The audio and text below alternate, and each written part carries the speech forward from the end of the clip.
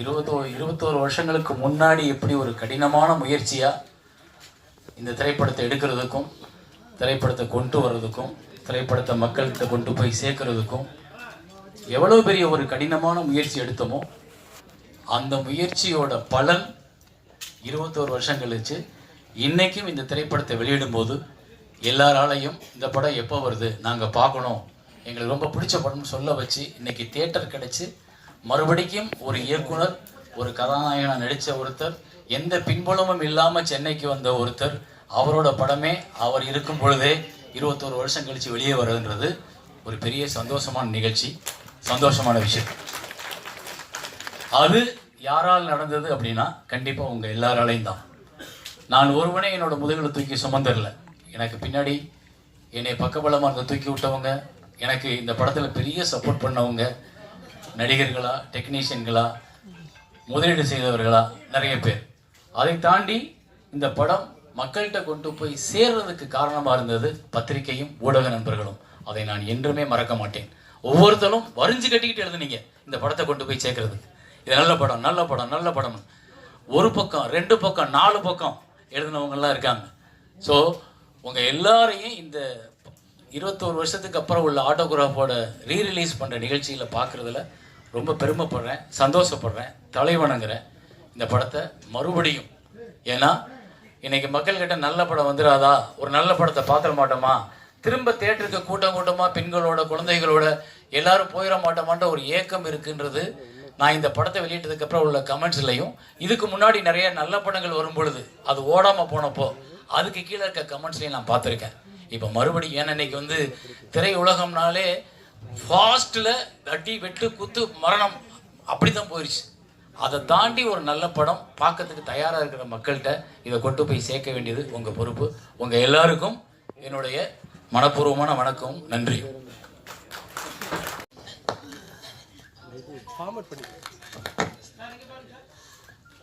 இவனும் நானும் தான் அப்போ இருந்து ஒரே மாதிரி இருக்கும் போல இல்லை. தம்பி வந்து அப்போ ரொம்ப சின்ன பையன், திண்டுக்கல்ல கூட்டு போய் அவன் கொஞ்சம் கலராக இருந்தான். ஆனால் அந்த வெயிலில் வறுத்து எடுத்தாலும் நல்ல கருப்பாயிட்டான். அப்போ இருந்து இவனுக்கு பேர் பிளாக் பாண்டி ஆகி போச்சு. ஸோ ரொம்ப சந்தோஷம் நீ வந்தது. இத்தனை வருஷத்துக்கு அப்புறம் இந்த மேடையில் திரும்ப உன்னைய ஒரு தம்பியாக பார்க்குறதுல நான் ரொம்ப சந்தோஷப்படுறேன். உன்னோட ரொம்ப மகிழ்ச்சினே.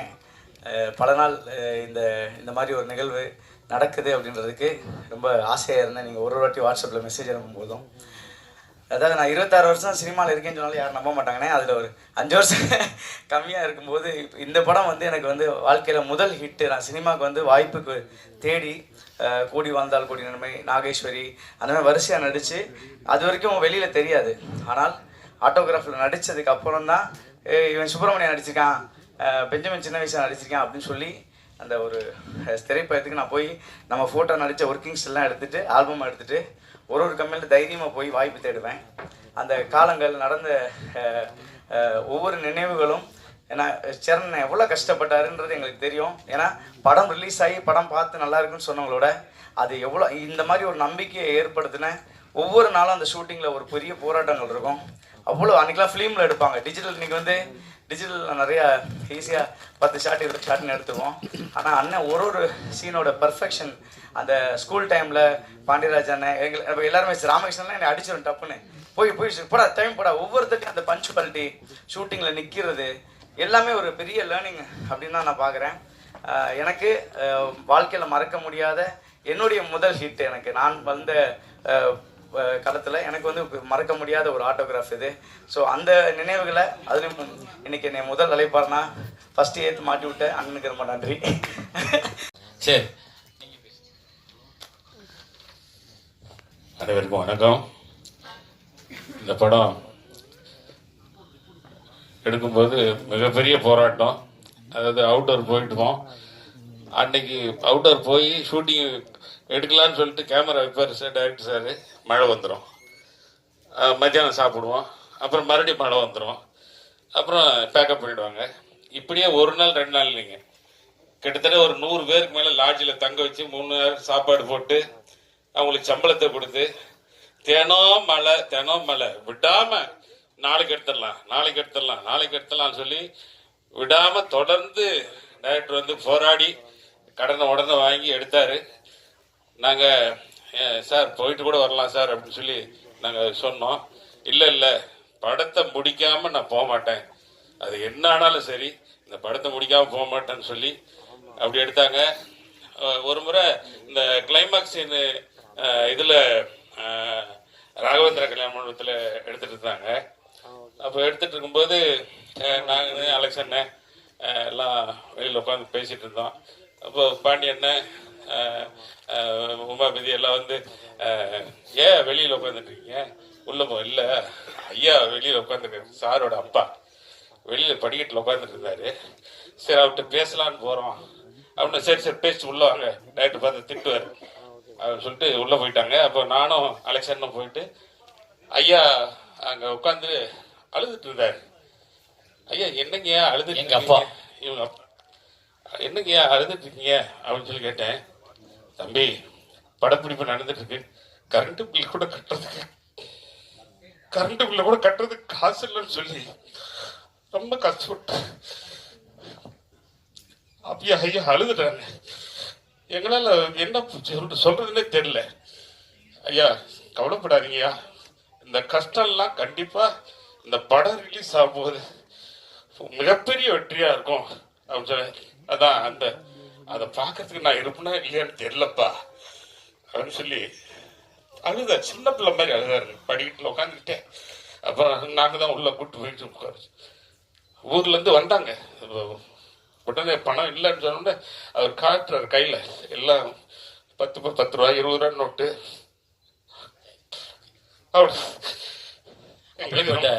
அப்படிப்பட்ட எங்க அப்பா தான் போய் அந்த ஆட்டோகிராஃபுக்கு தேசிய விருது வாங்கினார். அதனால அவர் அதில் சந்தோஷப்பட்டிருப்பார். சரியா? அதே கூட அந்த மாதிரி இன்னொரு இது மல்லிகா வீட்டுக்கு நானும் சாரும் போவோம். எந்த மல்லிகா வீட்டுக்கு? அதான் ஆட்டோகிராஃப் படத்துல சொல்லுங்க. நீங்க வாட்டுக்கு இடையில மல்லிகா வீட்டுக்கு நானும் சாரும் போவோம்.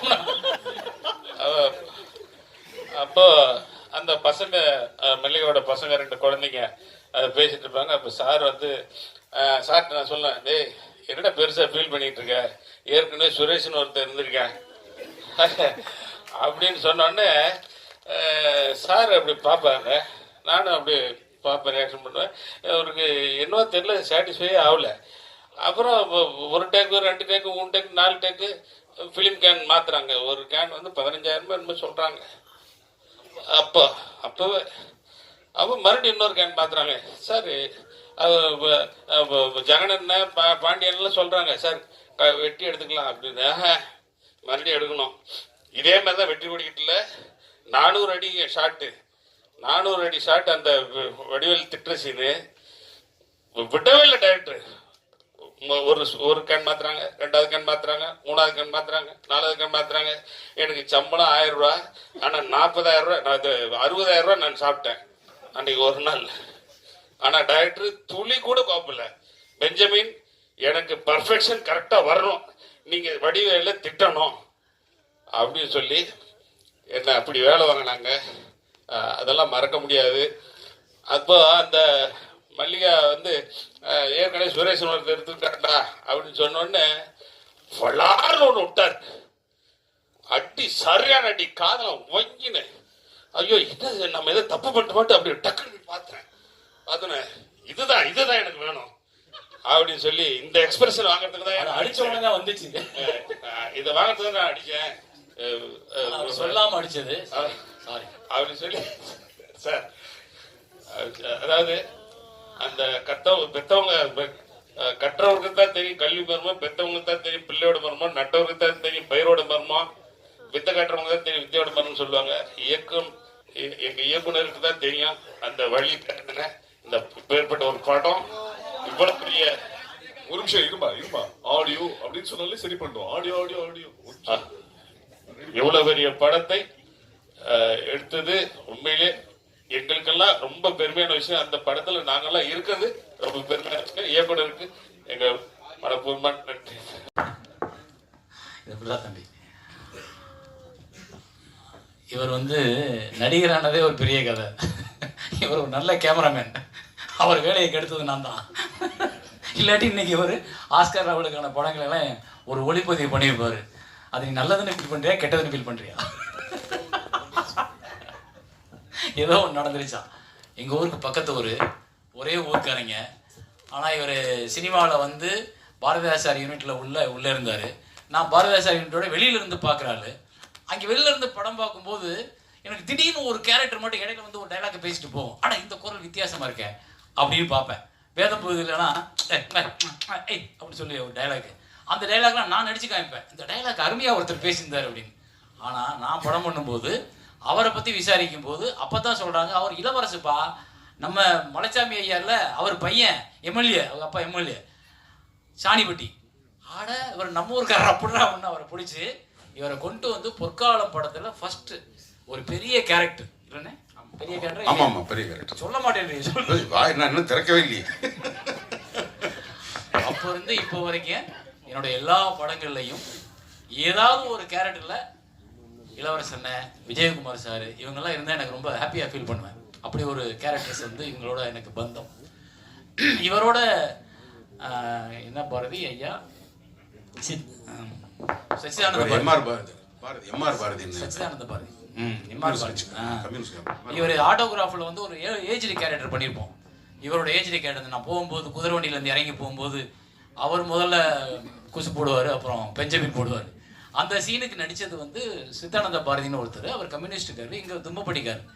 அவர் ஒரு இடத்துல பார்த்தேன், ஆனால் இவர் இளவரசனை மாதிரியே இருக்காருன்னு சொல்லிட்டு அவரோட தோற்றத்தை இவருக்கு கிளாஸ் ரூமில் காப்பி பண்ணி அந்த மீசையெல்லாம் கொஞ்சம் லெங்க் மீசை வச்சு அவரை நடிக்க வச்சுட்டு அந்த ஏஜ்டி கேரக்டரில் ஒரிஜினலாக அவரை கூட நடிக்க வச்சுட்டு அவருக்கு இவரோட குரலை பதிவு பண்ணோம். அந்த ஏஜ்டு அவர் பேசியிருப்பார். ஸோ அந்த படத்துக்காக மெனக்கட்டதில் எல்லாரோட பங்கும் நிறைய இருக்கும். ஒவ்வொருத்தரும் எங்கேயோ ஒரு இடத்துல தன்னோட ஒவ்வொரு இன்புட் கொடுத்துருப்பாங்க. ஸோ டப்பிங் பண்ண விஷயங்களே ரொம்ப பெரிய கதை. இன்னைக்கு வந்து டப்பிங்க்கு நிறைய ஃபெசிலிட்டிஸ் வந்துருச்சு. ஒருத்தர் குரலுக்கு ஒரு சாம்பிள் கொடுத்தோம்னா ஏஐயே முழுசாக பண்ணிடும். அன்னைக்கு நாங்கள்லாம் கோபிகாவை வந்து விடிய காலில் 4 மணிக்கு கூட்டு போய் டப்பிங் பண்ணியிருக்கேன். அந்த துயரம் தெரியணுன்றதுக்காக 4 மணிக்கு அந்த பொண்ணுக்கு ஃபோன் பண்ணி பல்லு விளக்காத, வாயை தண்ணி குடிக்காத, அப்படியே கீழே வா, கார் ரெடியாக இருக்குன்னு சொல்லி அந்த பொண்ணை கீழே காரில் ஏற்றிட்டு போய் ட்ரினிட்டி எங்கள் ஸ்டுடியோவில் கொண்டு போய் செந்தில் நல்லா இருக்கியா அப்படின்னு கேட்கறதுக்கு கரகரப்பு வேணும், பிசுறு வேணும் அப்படின்னு. ஸோ அந்த மாதிரி இவரும் அந்த ஐயாவோட மூத்த ஏஜ்டு கேரக்டருக்கு பதிவு பண்ணும்போது அண்ணனோட ஒர்க்கு வந்து ரொம்ப அவ்வளோ அழகாக துல்லியமாக இருக்கும். அவர் மாதிரியே அந்த ஏஜ் முகத்துக்கு அதுக்கும் கொஞ்சம் கூட பிசுறு இருக்காது. நீங்கள் வணக்கம், எல்லாருக்கும் வணக்கம். பெரிய நீண்ட அறிமுகத்துக்கு பிறகு முரளி அண்ணா, பரத்வாஜ் சார், சபேஷ் முரளி அண்ணான்னு சொல்லி படம் நாக்கு தான் முதல் முறையாக முரளி அண்ணான்னு சொல்லுது. Sorry for it. உங்களோட பாசிட்டிவான ஒரு பிஹேவியர் வந்து சினிமாவில் எப்படிலாம் இருக்கணுன்றதுக்கு நீங்கள் தேவாண்ணன், சபேஷ் அண்ணன், முரளி அண்ணன் எல்லாரும் எங்களுக்கு பெரிய ஒரு இன்ஸ்பிரேஷன். நமக்கான மேடைகள் கிடைக்கல. இன்னைக்கு இந்த ஆட்டோகிராஃப் மேடையில் உங்களை பற்றி பேசுகிறத ஒரு கௌரவமாகவும் உங்களுக்கு கொடுக்குற மரியாதையாகவும் நினைக்கிறேண்ணே. ரொம்ப நன்றிண்ணே. பரத்வாஜ் சார், விஜய் மில்டன் கேமராமேன், மணிராஜ், தம்பி அமீர், திருமதி ஸ்னேகா, எல்லாருக்கும் தம்பி ஜெயதீஷா, மோபதி, பாண்டிய ஐயா, பாண்டியராசா ஐயா, ராமகிருஷ்ணன் ஐயா, எல்லாருக்கும் என்னுடைய வணக்கம். ஜெகன் ஐயா அப்புறம் கடைசியாக சொல்லிக்கிறேன். அவர் பல படங்களில் ஃப்ளாஷ்பேக்கில் வருவார். 21 வருஷம் அப்படிங்கிறது ரொம்ப கம்மியாக தெரியுது. இயக்குனர் நடிகர் அண்ணன் மனோபாலா வந்து எப்போவாது ஃபோனில் பேசிக்கிட்டு இருக்கும்போது சினிமா பற்றி பேசணும்னா, அவனாடா அவன் மவுண்ட் ரோடாக இருக்கும்போதே சினிமாவுக்கு வந்தவன்டா, எப்போ ஃப்ளாஷ்பேக் பேசினாலும் 30 வருஷத்துக்கு முன்னாடியே பேசுவான்டா, அவன்கிட்ட பழக்கம் வச்சுக்கிறாரு. இப்போ காலம் நம்மளை கூட அதை எங்கே விட்டுச்சுன்னா ஆரம்பித்தா ஒரு 15 வருஷத்துக்கு பின்னாடி தான் பேச வேண்டியிருக்கு. அப்புறம் சொல்லுவார், ஏன்டா நம்ம ரொம்ப நாள் உயிரோடு இருக்கோமோ அப்படின்னு. அதெல்லாம் இப்போ எனக்கு இந்த படத்தை 21 வருஷம்னு ஞாபகம் வந்தது. இந்த படம் வந்து சினாலப்பட்டியில் தேவாங்கரை ஸ்கூலில் தான் ஷூட்டிங் எனக்கு ஞாபகத்துக்கு. சாம்பசிவம்னு மேனேஜரு, நமஸ்காரம் சரவணன் 2 பேர் வந்து இத்தனை தேதி கிளம்பி வந்துருங்கன்னாங்க. இன்னைக்கு நைட்டு ட்ரெயின். காலையில் வந்து எனக்கு ராஜகமல் ப்ரொடக்ஷன்ஸ்லேருந்து சிவாஜின்னு சொல்லி சந்தான பாரு சார் பிரதர், டேய் நாளைக்கு ஒரு நாளைக்கு நீ அவைலபிளாக இருக்கியாடா, ராஜகமல் ப்ரொடக்ஷனில் சண்டியர் படம் எடுக்கிறாங்கடா. விருமாண்டியோட ஒரிஜினல் பேர் சண்டியர். அதில் ஒரு போலீஸ்காரன் கேரக்டரா பெய்காமன்னு, ஒரு நாள் வந்துரு, நான் கமல்கிட்ட பேசிட்டேன், கமல் உன்னை ஓகேன்ட்டாரு, நீ வந்துருனாரு. சரின்னு ஃபோனை வச்சுட்டு டக்குன்னு மனசுக்குள்ள ஒரு பெரிய அச்சுறுத்தல் வந்துச்சு. நீ போய் கமலஹாசன் படத்தில் கமலஹாசன் டைரக்ஷன் நடிக்கிறாளா, பேசாமல் வண்டியாடுறா ஏதாவது போய் சொல்லிட்டு. ஒன்றுமே கேட்கல, கொஞ்சம் கூட சபலம் இல்லாமல் சிவாஜிக்கு ஃபோன் பண்ணி இல்லை சேரன் ஒத்துக்க மாட்டேன், பட் பேசவும் இல்லை, நமஸ்காரம் சரவண்ட கேட்கவும் இல்லை, சாம்பசியரை சொல்ல முடியல. கன்ஃபார்மில் அவனால நடிக்க முடியாது தெரியும், சத்தமெல்லாம் போயிட்டேன். முதல் நாள் போன அன்னைக்கு நான் வாத்தியார் வந்து கிளாஸில் அந்த பிள்ளையை அடிச்சுட்டு அது அதுக்கப்புறம் போய் அந்த பொண்ணு இப்படியே வந்து மலையில் நனையணும், தண்ணி நீட்டினா அதை எடுக்கணும். அங்கே வந்து சைக்கிளில் வந்து இந்த எங்கள் ஊரில் எல்லாம் நானும் சில சேரணும் நான் மேலூர் வடக்கு மேலூர் தெற்கு சைக்கிளில் இந்த உரப்படி சாக்கு இருக்கும், அதில் தான் பைக்கெடு செஞ்சு எல்லாரும் ஸ்கூலுக்கு வர்றது வழக்கம். தூக்கு சட்டின்னு தான் சொல்லுவோம், தூக்குவாளின்னு சொல்ல தெரியாது. டிஃபன் கேரியர்லாம் சென்னைக்கு வந்து நாங்கள் சினிமாவில் சேர்ந்ததுக்கப்புறம் கற்றுக்கிட்ட வார்த்தை தூக்குவாளி, தூக்கு போனி, தூக்கு சட்டி எல்லாத்தையும் வரிசையாக நுப்பாட்டி எடுத்துக்கிட்டு இருக்காப்புல. அந்த கையில் அடிக்கிற மாதிரி மழை தண்ணிட்டு இருக்கு. சின்னாலப்பட்டி ஊரில் எப்போவுமே தண்ணி பஞ்சம், தலைவரிச்சார் ரோடு. சாமசிவம் யாரையோ பிச்சு எடுத்து ஒரு லாரி டேங்கர் கொண்டாந்து ஒரு டிராக்டர் கொண்டாந்து கொடுத்தா ஒரு ஒன் மோர்னா ஒரு லாரி டேங்கரை தீர்ந்து போச்சு. என்னடா இது எடுத்துக்கிட்டே இருக்கு, அப்படியே திருப்பி இன்னொரு டேங்க் வருது. அப்போ உட்காந்து சைக்கிள் நிற்கும் போது எனக்கு வந்து கம்ப்ளீட்டாக எங்கள் ஊரில் நாங்கள் படித்த அந்த ஸ்கூலில் படித்ததெல்லாம் ஞாபகத்துக்கு வந்துட்டு இருக்கு. அன்னைக்கு வந்து நாங்கள் எங்கள் ஸ்கூலில் படிக்கிறப்போ ஒரு 7 பொம்பளை பிள்ளைகளும் ஒரு 13 பசங்க. இப்போ என் மக கல்யாணத்துக்காக பத்திரிக்கை கொடுக்குறதுக்காக அவங்க எல்லாத்தையும் தேடி பிடிச்சி ஒரு ஆட்டோகிராஃப் ஃபீல்டில் போகிறேன். நான் ஞாபகம் வருதேன்னு பூரா போனேன். 7 பேரில் 6 பேர் இருக்காங்க, ஒரு ஆள் எங்கே இருக்குன்னு கண்டுபிடிக்க முடியல. அது என் நண்பர் ஒருத்தர் சொல்லி இந்த மாதிரிடா பத்திரிக்கை கொடுக்கணும், அந்த பொண்ணுங்கள்லாம் எங்கே இருக்குன்னு. அப்படியா நண்பா, சரிங்க ஐயா, நான் எப்படி கண்டுபிடிச்சிடுறேன் ஐயா அப்படின்ட்டு எல்லார் நம்பரையும் வாங்கிட்டு எனக்கு கொடுக்காம அவங்க எல்லாம் வெளியில் போயிட்டாங்கன்னு என்னை தவிர்க்கிறான். இப்போ என்னடா இதுக்கு நடுவில் அந்த என் கூட கிளாஸ்மேட்டோட தம்பி வந்து, சார் நீங்கள் எங்கள் அக்காவோட கிளாஸ்மேட்டானா? நீ எந்த அக்கா? இந்த வா உங்களை தான் தேடுறேன். நேராக வீட்டுக்கு போயிட்டேன். போனால் என்னைக்கு எந்த அளவுக்கு இன்றைய தலைமுறை மாறி இருக்கு, அந்த தலைமுறை பெண்கள் எப்படி இருக்காங்கன்னு நான் போய் நின்னா டிக்குன்னு என்னை பார்த்து ஆட்டம். என் கூட படிச்சதை ஒன்றும் க்ரஷ் லவ் அதை ஒரு கழுதையும் கிடையாது. போய் போட்டு கொடுத்துருவாள் ஆஃபீஸர், வாத்தியார்கிட்ட வீட்டுக்கு போயிடும். அதனால் அந்த சோழிலாம் கிடையாது. டிக்குன்னு கையெல்லாம் ஆடுது. என்னம்மா நல்லா இருக்கீங்களா, வாடா போடான்னு பேசிக்கிட்டு நல்லா பேசணும்னு. இப்போ அது ஒரு கதை. ஏற்கனவே இந்த படத்தை பேசும்போது ஸ்னேகா அவங்க கேரக்டர்கிட்ட வந்து இவர் வந்து 4வது படிக்கும்போது இவ்வளோ லவ் பண்ணேன் எவ்வளோ சொல்லும்போது, ஏன் ஸ்னேகா கேரக்டர் நான் 5வது படிக்கும்போது எனக்கு கிரஷ்ன்னு ஆரம்பிக்கக்கூடாதுன்னு ஒரு கதை பேசணும். அது என்ன அப்படியே இருக்குது பெண்கள் பாயிண்ட் ஆஃப் வியூவில். அதுக்காக ஏன் ஃப்ளாஷ்பேக்கை சொல்கிறேன். அதில் ஒருத்தனை போய் சந்திக்கும் போது அவன் எப்படின்னா, யானை எவ்வாறு இனப்பெருக்கம் செய்கிறது வாத்தியார் கேட்குறாரு. நாங்களாம் 6வதுல படிக்கும்போது, யானை மரத்தில் ஏறி முட்டையிட்டு அடைகாத்து குஞ்சு பொரிக்கும். ஐயா, யானை எவ்வாறு இனப்பெருக்கம் செய்யும்? யானை மரத்தில் ஏறி முட்டையிட்டு அடைகாத்து குஞ்சு பொரிக்கும். இப்போ அவன் பெரிய ஜோசியர். இப்படி இந்த படத்தை உட்காந்து ஷூட்டிங்கில் வேடிக்கை பார்க்கும்போது எனக்கு ஓடுனதும், இப்போ நான் போய் பார்த்துட்டு வந்துட்டு திருப்பி பார்த்தா இந்த படம் ரிலீஸ் பண்ணாங்க. இந்த படத்தை எடுத்து ரிலீஸுக்கு ரெடி ஆயிடுச்சு. படம் ஃபர்ஸ்ட் காப்பி ரெடி, வியாபாரம் ஆகலை. சேரன் ஹீரோ, படத்துக்கு ஓப்பன் வருமானு செண்பகமூர்த்தி, ரெட்ஜின் செண்பகமூர்த்தி, மவுண்ட் ரோட்டில் உம்மிடியாஸ் பக்கத்தில் கமால்னு ஃபைனான்சியர், அவர் தான் இந்த படத்துக்கு 17 லட்ச ரூபா டெபிசிட்டில் இருக்குது. இந்த படம் ரிலீஸ் ஆகுமா ஆகாதா தெரியல. அப்புறம் ஏதோ ஒரு முடிவெடுத்து படத்தை சும்மா போட்டிருந்தா என்ன வரப்போகுது, இந்த 17 லட்சம் தானே ரிஸ்க் அப்படின்னு தான் ரிலீஸ் பண்ணுறாங்க. இந்த படம் ரிலீஸ் ஆகிற அன்னைக்கு நான் பொள்ளாச்சியில் விஸ்வத்துளசின்னு மம்முட்டி சார், நந்திதாதாஸ் நடித்த படம் ஷூட்டிங்கில் இருக்கேன். காலையில் நான் கிளம்பி போகிறேன். பொள்ளாச்சியில் சாந்தி தேட்டர் நினைக்கிறேன். காலையில் போகும்போது நமக்கு ஒரு ஆர்வம் இருக்குல்ல, படத்துக்கு ஓப்பனிங் இருக்குமான்னு.